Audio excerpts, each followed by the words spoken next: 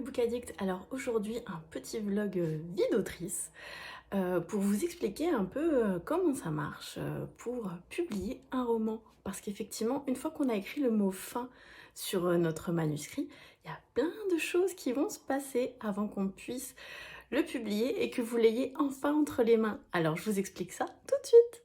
Alors la première étape, une fois qu'on a terminé notre roman, c'est de faire une petite relecture, réécriture, refaire une page sur le roman, vérifier que tout est correct, que c'est logique, changer un peu, vérifier s'il y a des répétitions, des tournures de phrases, tout ça, tout ça.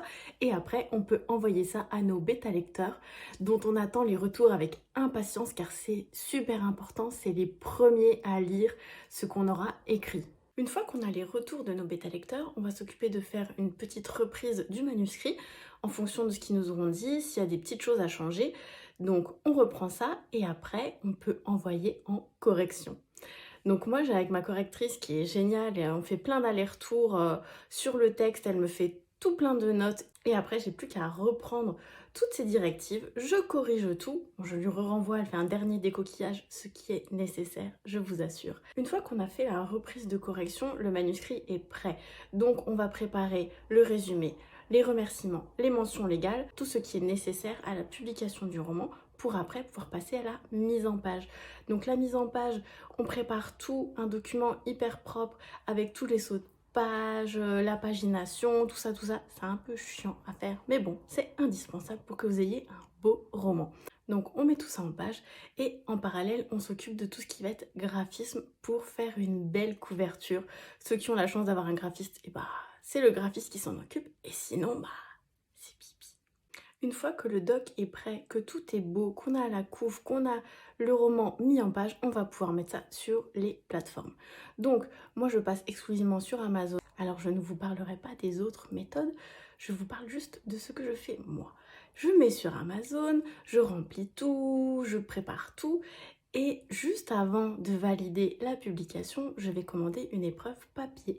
Donc je vais recevoir le roman en avant-première, mais c'est un exemplaire non destiné à la vente. Ça va pouvoir me permettre de vérifier que tout est clean, c'est-à-dire voir tous les traits de coupe, surtout sur la couve, si j'ai tout bien calculé et si ça tombe correctement, voir si tout est bien imprimé, s'il n'y a pas de mots tronqués.